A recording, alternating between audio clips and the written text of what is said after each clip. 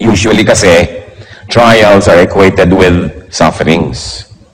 Sabi po sa Bible, sa James, the book of James, chapter 1, verses 2 to 4, "Consider it pure joy, my brothers, whenever you face trials of many kinds, because you know that the testing of your faith develops perseverance. Perseverance must finish its work so that you may be mature and complete, not lacking in anything."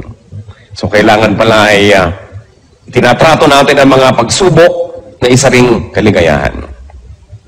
Because trials make us grow, strengthen us, trials make us complete. But there is another type of trial that is not suffering, but trial that is enjoyment. Yun ang hindi ko naririnig sa mga tao pag tinatanong ko sa kanilang trial yung enjoyment. At yan po ang pag-uusapan natin ngayon, enjoyment as trial. At ang pamagat ng ating pag-aaral, pass that other kind of trial. Pass that other kind of trial. Heavenly Father, we thank you for who you are. Salamat, Panginoon, at ang mga kapatirang ito, mga kaibigan namin ay nakarating. Kanya-kanyang istorya sa pagparito, kanya-kanyang mga balakid, kanya-kanyang sakripisyo. Panginoon, lahat po ng nahirapan, nagkaroon ng sacrifice coming here, hinihiling ko po sa inyo, palitan nyo ng kagalakan. Punuin nyo ng pagpapala. Honor the intention of your people for coming here today. We want to fellowship with each other, but above all, we like to fellowship with you. Nawa, Panginoon, ay puspusin niyo po kami ng inyong espiritu. Huwag kaming aalis sa dakong ito na hindi niyo po kami nakausap, hindi niyo po kami napagaling, hindi niyo kami naturuan, hindi niyo kami naituwid. Mangusap po kayong may kapangyarihan. Tinig niyo nais aming marinig. Use your servant only as your instrument, but be our speaker, O God. We recognize no other God but you, O God of Isaac, God of Moses, God of Abraham. So we reject any other God. We reject any other message from any other person or personality. But we want you, Father, to speak to us. Holy Spirit, enable us. Empower us to hear, to understand, and to become like Jesus. Father, take over. We are your people. We reject and rebuke all presence of evil, all work and plans of evil against this holy assembly. We reject in Jesus' mighty name. And we ask you to do your will. Let your will be done. We're confident, Father, that you hear as we ask in Jesus' mighty name. Pass that other kind of trial. And that other kind of trial is enjoyment. I'm going to talk about 8 enjoyments, 8 nice things, 8 roses that can become thorns, 8 blessings that can become curses, 8 enjoyments that can become trials. One of that, a trial that we should pass, is a trial of beauty and good looks. Tingnan ninyo yung katabi nyo. Siya kaya ang pinag-uusapan natin. Beauty and good looks. Tulad na lamang ni Joseph. Si Joseph the dreamer. Sabi sa Biblia, siya magandang lalaki. Sumabit suloy siya sa gulo. Pinagtangkaan siya at pinagnasaan ng babae niyang amo, asawa ng kanyang tunay na amo na si Potiphar. Genesis 39 verse 6 up to 7. Now Joseph was well built and handsome. And after a while, his master's wife took notice of Joseph and said, "Come to bed with me." At syempre dahil si Joseph po ay makadiyos, siya'y disente, may paggalang sa kanyang among lalaki, di niya kailanman pinagbigyan ang mga panunukso ng babaeng ito. At ang babae ito naman, cannot take rejection well. So what did she do? One day, she cried rape. Nung di siya pansinin, isinumbong niya at pinagbintangan niya na balak daw siyang gahasain ni Joseph. Because of that, Joseph went to jail. And another story deserves another telling. But the point is, kung ito ba naman si Joseph ay hindi may itsura, hindi sana napagnasaan. Kung minsan po, blessing, hindi ka masyadong maganda. di ka nare-rape. Blessing yung hindi ka masyadong magandang lalaki. Walang masyadong nang-aakit sa'yo. Malaki pong pagsubok na maging maganda. At maraming tao, hindi nila na ipapasa ang pagsubok. Kinakain sila ng kagandahan, nagiging palalo, nagiging mayabang, o kaya nagkakasala dahil dumadaling magkasala sa dami ng nang-aalok. Kaya mabuti kumisan yung di na naaalok pa. Napipilitan ka maging banal. At least kahit pilit, banal pa rin. Kesa sa napakarami namang pagkakataon. Alam niyo yung magaganda, maraming choices eh. At kumisan yung choices, parang sumpa. Habang dumadami, mas nakakalito. Kaya yung mga temptress, mga tempter, usually magaganda rin ang itsura. Dahil hindi ka naman maaakit kundi sila maganda. Kaya ang sabi ng Romans 6:13, do not offer parts of your body to sin as instruments of wickedness, but rather offer yourselves to God as those who have been brought from death to life, and offer the parts of your body to Him as instruments of righteousness. Yan ang sinasabi. So good-looking people, mag-iingat. At meron pa po ako isang ipakikiusap. Good-looking people, be kind to others. Huwag na kayong sobra pang magpaganda at mangakit. Maawa naman kayo sa magnanasa sa inyo. Tapos di nyo naman pagbibigyan. Di ba't kawawa? Lalo mga kababaihan na sobrang kakakit-akit ng mga itsura. Tapos ang dami nyong pinahirapan ng loob. Lahat ng makakita sa inyo ay kulang-kulang na lang mawala sa sarili. Mga driver na halos bumangga. Kawawa naman. Mga magaganda, mahabag kayo sa magagandahan sa inyo. Kaya kung minsan may wisdom yung mga Arabo, sinusukloban ng tunote na ladantela. Mata lang ang pinapakita. Sobra ka na naman kung pati sa matay na akit ka pa. Yung iba naman talaga dapat yung takpan. Kasi sobrang walang takip. Sinisipon na. Nagkakaroon na ng pulmonya, ayaw pang takpan ng katawan. So, maawa kayo. Maawa kayo sa magnanasa, na mabibigo lang naman. Maawa kayo sa maiinggit. Malaking pananagutan ang maging maganda. Beauty is from God, and it must glorify God. Beauty must never be surrendered at the feet of Satan to be his instrument. Pero tingnan ninyo, napakaraming magagandang tao, kasangkapan ng kasamaan.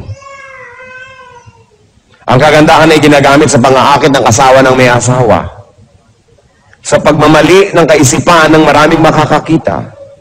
It's sad that a beautiful thing and that beauty can be a curse. So, watch out, beautiful. Watch out, handsome. Sabihin nyo nga sa katabi nyo yun. Watch out, beautiful. Watch out, handsome. Another trial, which sa biglang tingin is a blessing but can become a curse also, is health. Health? Pastor Ed, hindi ba kayo nagkakamali? Health can be a curse, yes.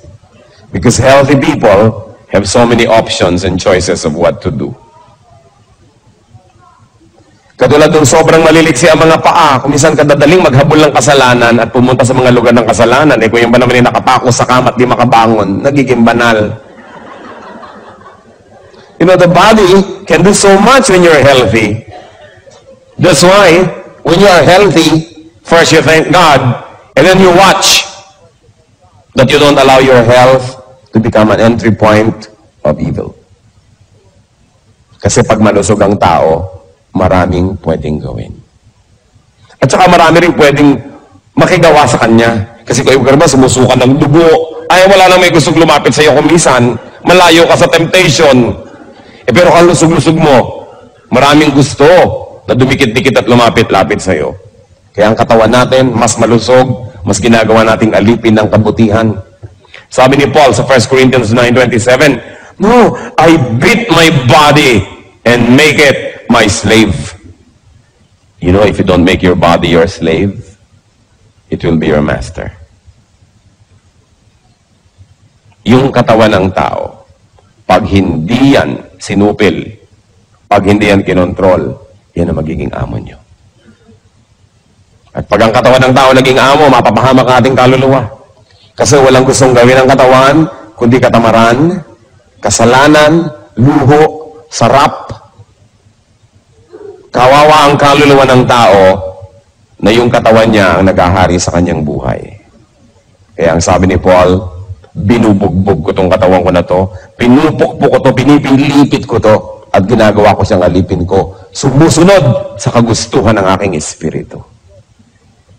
At yan ang dapat mangyari.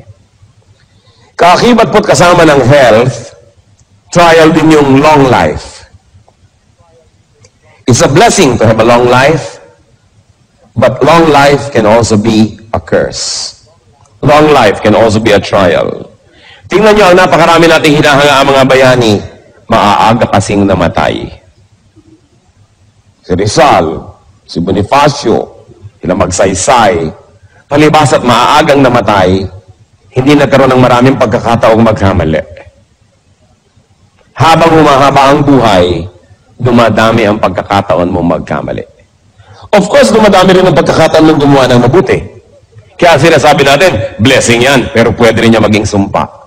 Tingnan niyo sa Don Emilio Aguinaldo, sa haba ng buhay, napakaraming naging controversies tuloy na nasangkutan, sumama sa politika, natalo ko ng pinaggagawa, ang haba kasi ng buhay. Yung napakaagang nangamatay, nagmumukha tuloy mga perfect or nearly perfect because they did not have much opportunity to make mistakes. So, watch out, you health buff. Kung ang lusog-lusog mo, mahaba ang iyong buhay, humihingi ka sa Diyos sa mahabang buhay, gusto mong pahabain, mag-ingat-ingat ka. Sapagkat bawat buhay at bawat araw na ipinahiram ng Panginoon ay gustong agawin din ni Satan. Eh kung si Hitler namatay nung 11 anyos, di ibang iba sana ang history ng mundo. Eh humaba. Eh kung naging 90 siya, can you imagine kung anong pwede mangyari? Ang buhay, trial yan. At kasama din ang health, isang trial, hindi lang yung long life, kundi youth. Yung pagiging bata, yung kabataan, isang malaking trial. Why? Because in the time of youth, people make the foundation for their whole lives. Kung anong ginagawa natin ng ating youth, sometimes kaladkad, daladala, pasan-pasan natin buong buhay. Kaya dapat ang mga young people nag-iingat.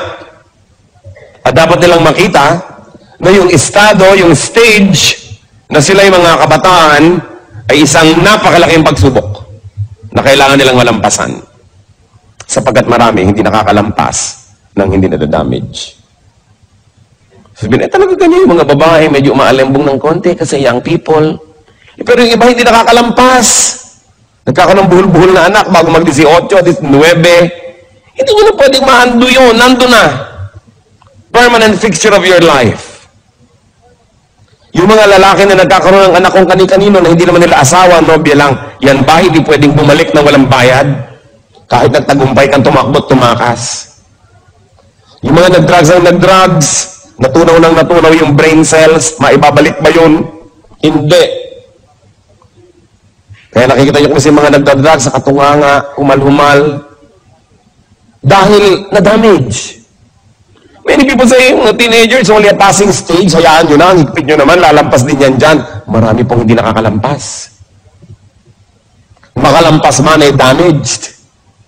At yung iba na makakamatayan pa, hindi na tumanda dahil sa sobrang mga adventure ng kanilang pagiging bata. So, to have long life, and to have youth, or to be young, these are also trials.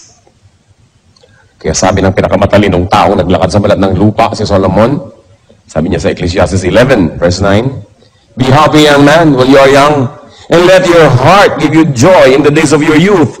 Follow the ways of your heart, and whatever your eyes see. But, know that for all these things, God will bring you to judgment. Sige, sundin mong gusto mo, gawin mong gusto mo.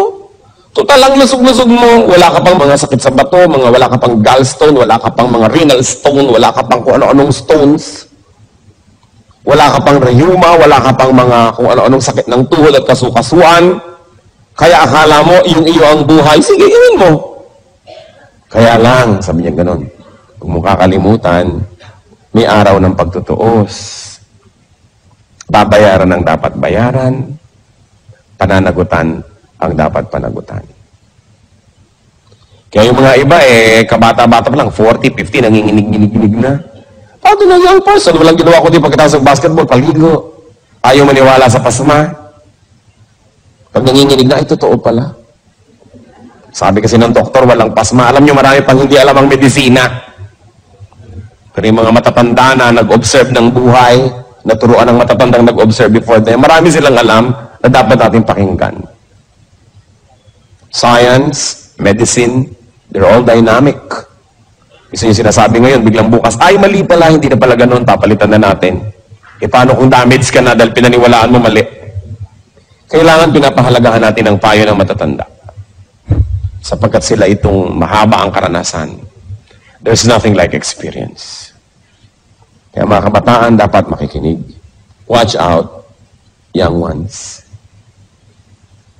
Kasi trial ang stage na yan na kayo mga bata. May isa pang trial na sa biglang tingin blessing. Work, business, livelihood. Yung mga bagay po na ito, trabaho, negosyo, hanap buhay, isang malaking pagsubok. Marami mga tao, pag walang trabaho, lagi nasa church. Ang banal, dasal lang dasal. Pastor, pag-pray nyo naman po magkatrabaho ako, nung nagkaroon, di mo na makita anino. Nalayo dahil natupad ang mga inimiti. Sobrang naging busy. Nawala. So sila, malapit lang sa church, naglilingkod lang sa Diyos, habang walang ibang magawa. Pero oras nagkaroon na, wala na sila. Nagiging sumpa ang dapat sana ipagpapala na trabaho o negosyo. Sa Biblia po, ang Panginoong Diyos ay nirepresent ng isang hari sa isang istorya. Naghain siya ng napakaraming pagkain, ipinatawag ang mga tao. Of course, this is parallel to salvation. Gusto ni Lord pa-save ang mga tao, papakainin niya ng food for the soul and for the spirit. Pero ang daming tumanggi. Matthew 22, verses 2 to 5, actually verse 2, and you can go on reading on your own up to 5. Sabi, but they paid no attention and went off. One to his field, another to his business. Hindi nila pinakinggan na imbitasyon. Busy kasi sila eh. It's a blessing to be busy. But it can also be a curse. Especially when you are too busy for God and for God's work. So watch out, you workhorse.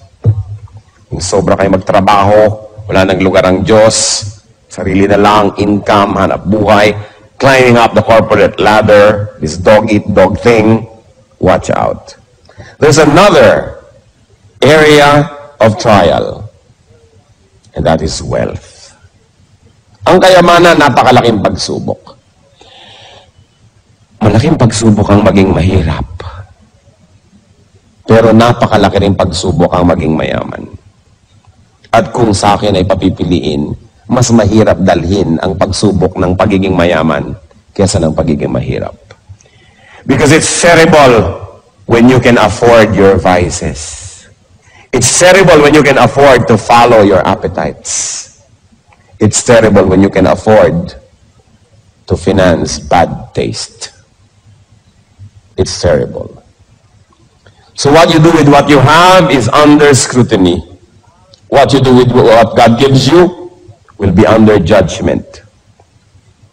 Meron kaya tayong wealth, whatever it is, that we love more than God? What do you love above your wealth is watched in heaven. Hindi masama maging mayaman. Ang gusto naman, Lord, na maging prosperous tayo lahat eh.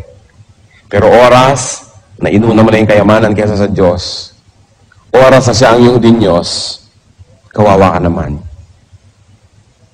Kasi dinagdagan mo ang Diyos ng iyong buhay. Yung mga sumasamba sa salapi, kawawa. Sa halip na kanilang gamitin ang salapi, at sila ang naglilingkod sa salapi. Sukdo lang sirain nilang kanilang mga relasyon sa kapwa, Siraan nila ang kanilang puri, reputasyon, kabanalan, magkapera lang. Then they become slaves. Luke 18:22-24. When Jesus heard this, He said to him, ito yung isang mayamang lalaking sabi, gusto ko pong sumama sa inyo, gusto ko maglingkod, blah, blah, blah. You still lack one thing. Sell everything you have and give to the poor, and you will have treasure in heaven. Then come, follow me. Kasi gustong sumunod sa kanya nitong mayamang lalaking ito eh. When he heard this, he became very sad because he was a man of great wealth. Jesus looked at him and said, how hard it is for the rich to enter the kingdom of God. Of course, I like to add that it is also hard for the poor to enter the kingdom of God. Hindi nadadaan sa mayaman o mahirap yan. Kaya lang mas madaling malito, mas madaling malasing yung may kayamanan kaysa dun sa wala. Kaya nakita nyo, dasal ng dasal yung tao. Siguro walang pera. Pag walang pera tao, dasal ng dasal eh. Subukan nyo pag marami ng pera, kung madadasalin pa. Doon, nagkakaroon ng pagsubok. Dasal ng dasal, siguro may sakit. Dahil bihira naman taong malusog ang paladasal. Dasal lang dasal. Siguro nanganganib ang buhay. Kasi bihirang taong secure ang naaalala magdasal. Dasal lang dasal si Mrs. Naku, siguro may ginagawang milagro si Mister. Dahil bihira namang Mrs. na masayang-masaya sa kanyang Mister ang madadasalin. Karamihan ng mga madadasalin, wala na kasing mapuntahan, pumupunta na tuloy sa Diyos. Kaya kumisan, nagiging pagpapala ang problema.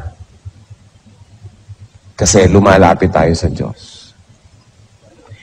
Pero imagine niyo kung gaano kalaking pagpapala yung malusog ka, masaya ka, kontento ka, masaganang yung buhay. Tapos madadasalin ka pa rin, malapit ka pa rin sa Diyos. Bakit ka ngayon mawawala ng magagandang bagay na yun? Bakit ka paglalaroan ng tadhana, samantalang malapit ka sa Diyos? Even though you're under trial like Job, na ibinalik naman lahat ng Diyos, dinoble pa. Kaya alam nyo, yung magkaroon ng maraming pera, napakalaking pagsubok. Subukan ninyong lapitan, yung taong hirap na hirap sa buhay, ilapit nyo ang Panginoon, mas madali siyang magdasal, mas madali siyang makinig, mas madali siyang manampalataya. Subukan yung ilapit yung salita ng Diyos sa taong masagana, malusog, okay ang buhay, ang hirap sabihan. Sasabihin, kung mali ang ginagawa ko, bakit ako nagtatagumpay? Bakit pa ako magbabago? Baka maiba yung feng shui ng buhay ko, malasim pa ako. Samantalang ngayon, sinuswerte naman ako sa buhay. Kaya mahirap pong kausapin yung matagumpay. Liban na lang kung yung matagumpay na yon, ang kanyang puso nasa tamang lugar, kinikilala niya na ang lahat ng tagumpay niya, bigay lang ng Diyos, hindi dahil magaling siya, hindi dahil deserve niya, then dumadaling kausap.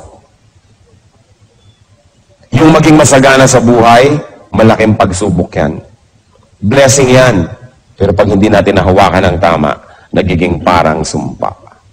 Wealth also brings so much worry. Sa bagay, nakaka-worry rin naman yung poverty. Pero yung poverty naman, wala ka masyadong choice. Sumisimple. Pag marami kang pera, kaya mong limang kirida, ibahay lahat, dumadali. Dumadali ang pagbili ng mga bisyo. Dumadali. Lumalakas ang loob maghiwa-hiwalay yung mga tao kasi kaya naman nila maghiwa-hiwalay eh. Kasi alam nyo, may mga tao naman, hindi naman dahil nagmamahalan kaya magkakasama because there's interdependence, hindi sila mabubuhay economically na magkakahiwalay. And in that case, poverty helps to keep them together. Until they evolve or they develop in their thinking that they will be having greater and deeper reasons for sticking together. But for a while, it helps that they need each other. Kaya nga po, malalaman mo lang ang taong tunay na magalang, tunay na polite, pagka mayaman, pagka merong kaya sa buhay. Kasi yung mahirap, wala namang choice yung kundi maging magalang. May choice ba? Empleyado ka, good morning po. Diba? Dadaan ka sa mga nag-uusap, yukong-yuko ka. Ang galang-galang mo, ayaw mong tawagan siya ng oras ng siesta. Ang galang mo, kasi baka nasa ilalim ka ng kapangyarihan niya. Pero oras na ikaw na yung makapangyarihan, oras na ikaw na yung may pera, at magalang ka pa, at hindi mo na kailangan ng tulong nila, pero magalang ka pa, yun lang nagkakatalong nalalaman, magalang nga siya. Because many people are forced by circumstance to be nice. But when you don't need people, when you are independent economically, in fact, when they are dependent on you, and you're still nice, then that's your true character. Kaya po yung magkapera, magkaroon ng kapangyarihan, napakalaking pagsubok at konti lang ang pumapasa. Kasi kadalasan, pag mataas na yung ranggo mo, wala nang sisita sa'yo, kung ano na pinagkagagawa mo. Kasi wala nang sisita sa'yo. Kaya marapat ibalik ka uli sa mababang ranggo para ka tumino. It is a great trial to have power. It's a great trial to have wealth. Because you can do what you want. And when you're able to do what you want without having to submit to anybody, that's when your true character shows. Mahalaga. Isip-isipin natin. So watch out, Ritzy. Tingnan nyo nga katabi nyo kung mukhang mayaman. Baka nagpapanggap lang siya para wag yung dukutan. Pero mayaman pala. Yung mariwasa ka sa buhay, may kaya ka, trial yan. Then, another trial is knowledge. Knowing is a burden. Knowing more is a heavier burden. Kaya sabi ni Solomon, sa Ecclesiastes 1:13-14, I devoted myself to study and to explore by wisdom all that is done under heaven. What a heavy burden God has laid on men. I have seen all things that are done under the sun. All of them are meaningless, a chasing after the wind. And in other parts of Ecclesiastes, Solomon says, the more you know, the lonelier you get. Mas dumadami ang alam, mas lumulungkot ang buhay. Subukan nyo na malaman ang lahat ng sinasabi ng kapwa nyo tungkol sa inyo behind your back, lulungkot kayo. Mabuti pang di mo na alam. Subukan nyo malaman ng maraming bagay na mabawasan ng kaligayahan. So the more knowledge, the more trials. Kaya yung mga rumurunong ng konti, nakapag-biology 4 lang, ipinagpipilitan ng galing tayo sa unggoy, yan ang napala sa pagiging marunong. Little knowledge can be dangerous. That's why atheist scientists, atheist philosophers are in danger. What we know is little. What we do not know is immense. O yung taong hindi tiyak, therefore akala niya hindi niya alam. Ang nanganganib, yung mga tao nagdudunong-dunungan. Yung mga natututo, nalalagay sa panganib, napapahamak, kung ang karunungan na ito, hindi na isusuko sa Panginoon. Kita ninyo dahil sa karunungan ng tao, akala na nag-i-improve tayo, wow, pagaling ng pagaling ang tao, pagaling ng pagaling ang mga armas na nagagawa. Mabuti pa nung araw, pukpukan lang ng bato, buhusan ng kumukulong tubig ang mga gera. Papaltos-paltosan ka lang. Ngayon, napaka-high-tech ng gera, ang daming namamatay agad. Dahil sa runong. Knowledge can be a curse. So watch out, nerd. Mukha bang marunong ang katabi nyo? Tingnan nyo nga, mukha bang marunong? So, mukhang marunong ito. Ano yung basis natin dyan? Another trial, of course, is zest. Sigla. Love for life. Love for your vocation. Sigla. Yung meron tayong passion. Actually, maganda yan. Pero trial yan. Dahil kung saan ninyo yan i-dedicate, doon kayo mapupunta. Sabi sa Matthew 10:39, whoever finds his life will lose it. But whoever loses his life for my sake will find it. So para nasan yung zest ninyo ba? In finding God or in finding other things? What causes do you pursue? What causes do you live for? Make sure the things you live for are worth dying for. And the things you die for are worth living for. Kaya dapat pag-ingat-ingatan natin yung sigla kasi kumisan kung saan-saan napupunta. Pang-pito po na trial sa buhay, good relations. Yung meron kayong mga mapagmahal at minamahal na mga magulang, mga anak, mga asawa, kaibigan, etc., etc. Akala natin ito is lagi na lang good sa atin. They can be trials. Our loves, our affections, our involvements. Pag iniisip ko itong si Abraham, bakit matapos na manalangin ng kay haba-habang panahon na magkaanak, nung nagkaanak, sabi ni Lord, paki-offer mo nga sa akin yung si Isaac. Is it possible na dahil sa pananabik niya na magkaroon ng anak, ay namagitan na yung anak niya sa kanya at sa Diyos? Possible kaya? Kaya gusto ni Lord ma-prove ni Abraham, kay Abraham mismo, sasabihin niya na number 1 pa rin ng Diyos, kaya sinabi, i-offer mo. At nung nagkaroon siya ng lakas ng loob at katawan na gawin yon, hindi naman ipinatuloy ng Diyos. Kasi napatunayan, hindi naman pala susuwayin ni Abraham ang Diyos dahil sa anak. Therefore, pinayagan niya na yung anak, ma-maintain. Kung ipinagkait kaya ni Abraham si Isaac, at hindi niya ini-offer, paano kaya kukunin ng Panginoon niya saan paraan? We don't know. Because the story did not happen that way. Abraham obeyed God.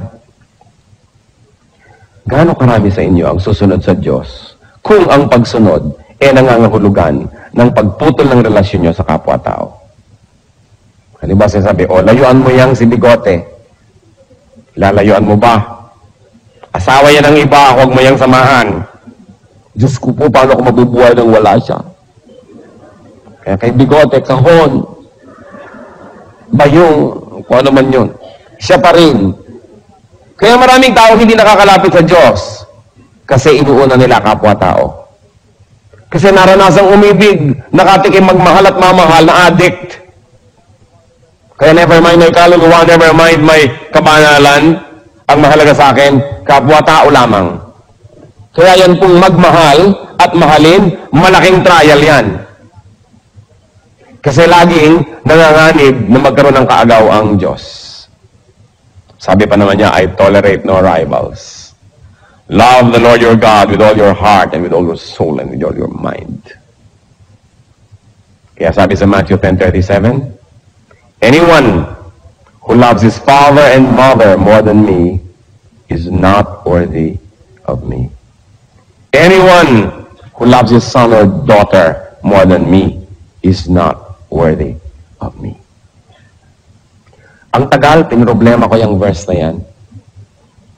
Sino sa inyo naman problema sa verse na yan? Dahil siya number 1. Pati ba naman sa nanay ko, mauna pa siya.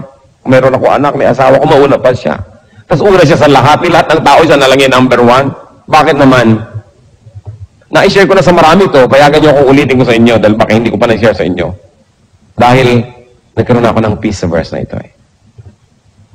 At alam niyo kung paano, sa hinaba-haba ng pakipagbuno ko sa verse na ito, napagtanto ko, I'm sure it came from the Lord, na kung sino ang mahal niyo, yun ang makakasakit sa inyo.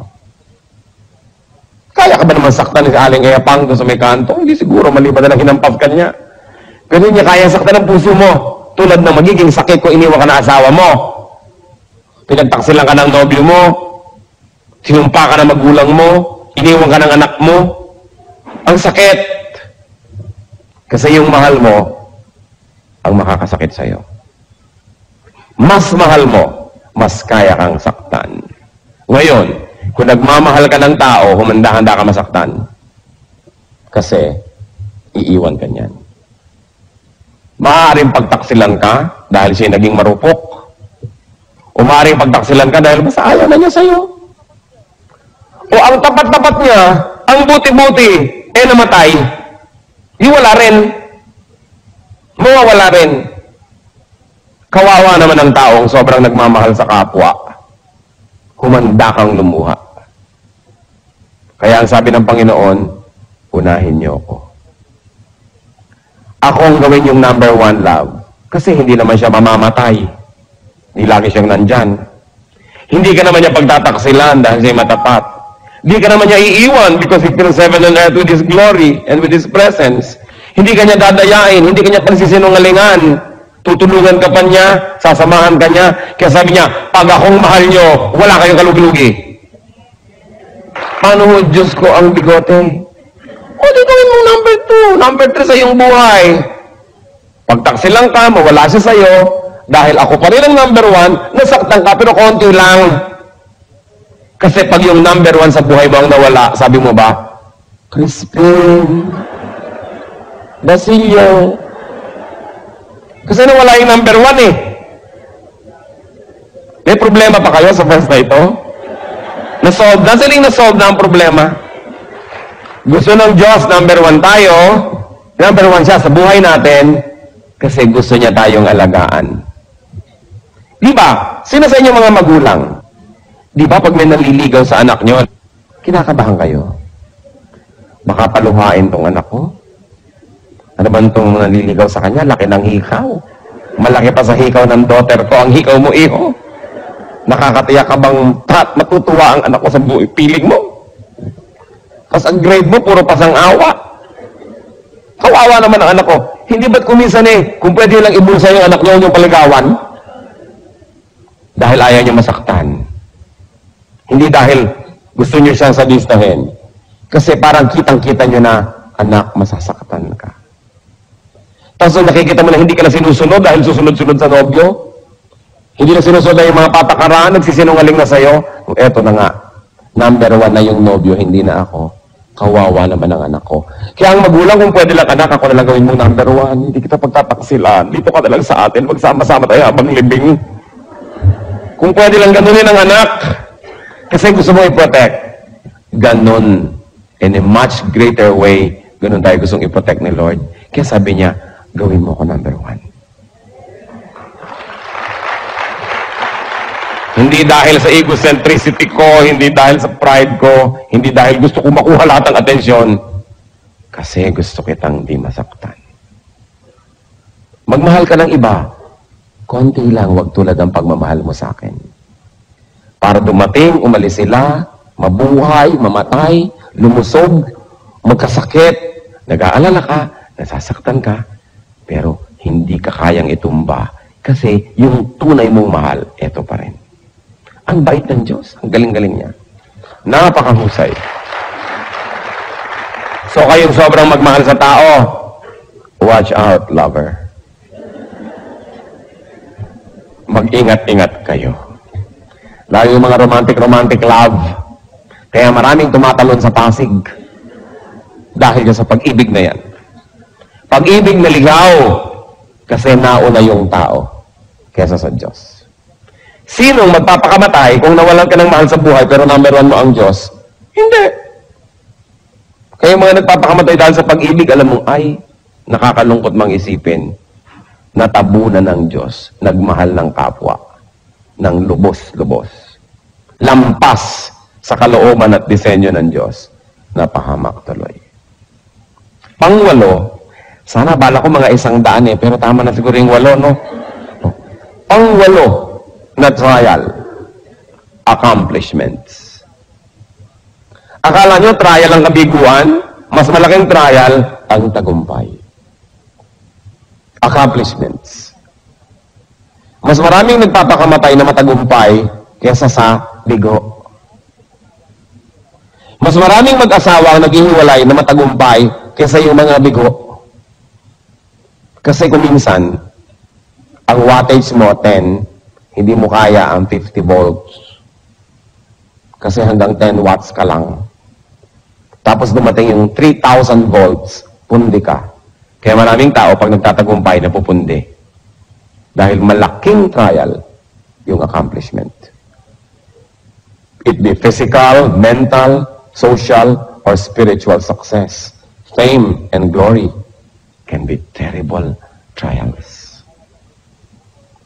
Kaya akala mo ang galing-galing mo, kayang-kaya ko na to, yun ang pinakamapanganib. Sapagkat di ka na nag-iingat. Sobra ka ng overconfident. Dahil nga sa iyong accomplishments. Kaya sabi sa 1 Corinthians 10:12, so, if you think you are standing firm, be careful that you don't fall. Sapagkat halos lahat ng natumba ng di nila inaasahan na mangyayari yun. Sapagkat sobra na silang naging confident. Accomplishments can make a man proud or vain or careless. That's why accomplishments can be dangerous. Watch out, achiever. Kailangan tayong mag-ingat na lahat. So look at everything from both sides. Trials can be blessings. Blessings can be trials. Do not watch out only for the conventional trials, but consider that other kind of trial. Nice things. Beauty. Hindi aksidenteng narito kayo ngayon. Sinadya ng Panginoon. Nahawanin ang daan na magkasama-sama tayo sapagkat may nais siyang ipaalala. Huwag nating isipin na para sa ibang mensahe. Para ito sa bawat isa. Pass that trial. Panginoon, salamat sa pagpapaalala ninyo. Salamat, napakabuti niyo sa amin. Gumagawa kayo ng mga iba't ibang paraan para kami kausapin. Salamat, Lord, binibigyan niyo kami ng pansin. Hindi man kami karapat-dapat. Ipakita niyo nga sa amin ang mga bagay na sa biglang tingin ay mabuti, subalit pag di namin binantayan, maaaring maging dahilan ng aming pagkadapa. At maaaring nagiging dahilan na ang ilan. Turuan niyo po kami. Nais kong manalangin para sa ilang tao na nakita niyo ilan, marami, maaaring lahat o isa sa mga binanggit ngayon nagiging trial sa inyo.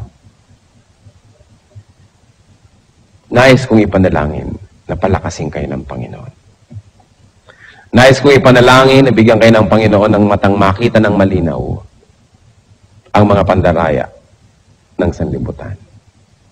Sino man sa inyo magsasabi, yes, meron sa mga binanggit na nagiging dahilan ngayon para ako'y subukin. Nais kong malampasan, nais kong maging malakas.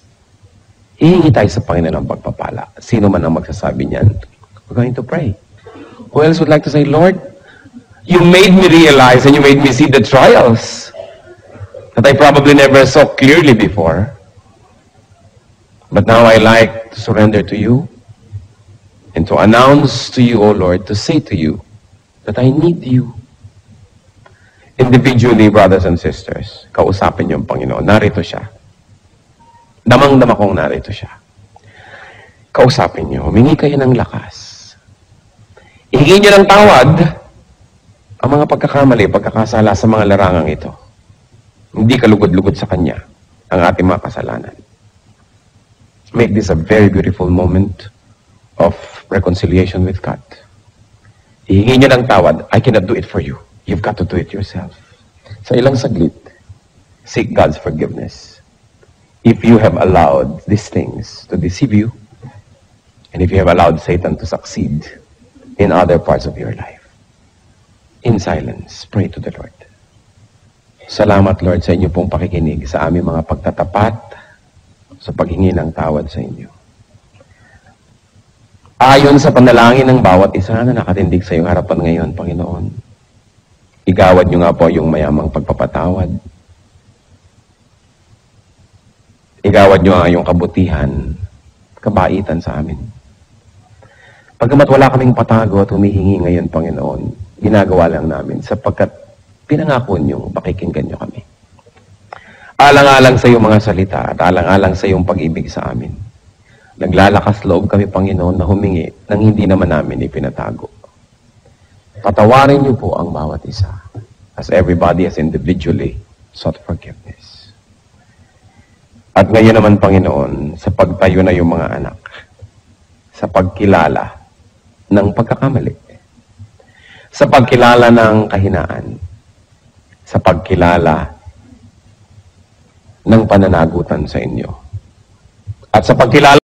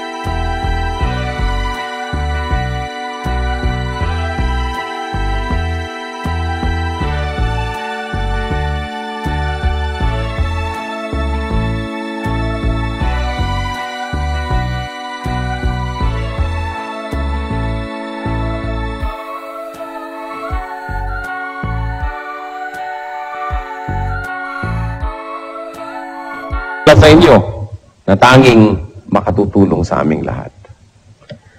Tanggapin niyo po ang pagtayo na ito bilang pahiwatig, bilang pagsasaad na kami umaasa lang sa inyo. Kayo pong nakakakilala sa bawat isa na ngayon ay tumitindig at kumikilala rin sa inyo. Kayo po ang magpalakas sa aming lahat. Kayong nakaalam ng aming mga kahinaan, puspusin ninyo ng inyong presensya at ang inyong kapangyarihan. Nang sa gayon ang aming mga kahinaan ay maging kalakasan namin. Kayong nakaalam ng mga kadiliman ng aming buhay, tapunan nyo ng inyong liwanag ang madidilim na sulok ng aming buhay at kayo'y maghari doon. At kayo, Panginoon, na nakaalam ng mga ginagawa naming di ka nais-nais. Sa inyong pagpapatawad, humihingi naman kami ng kalakasan. Na ang mga ito'y matalikuran, maputol sa aming buhay. At nawa, Panginoon, ang lahat ng mga espasyo sa buhay namin na ngayon ay pinagtatanggalan namin ng mga bagay na ito, palitan niyo po ng inyong presensya.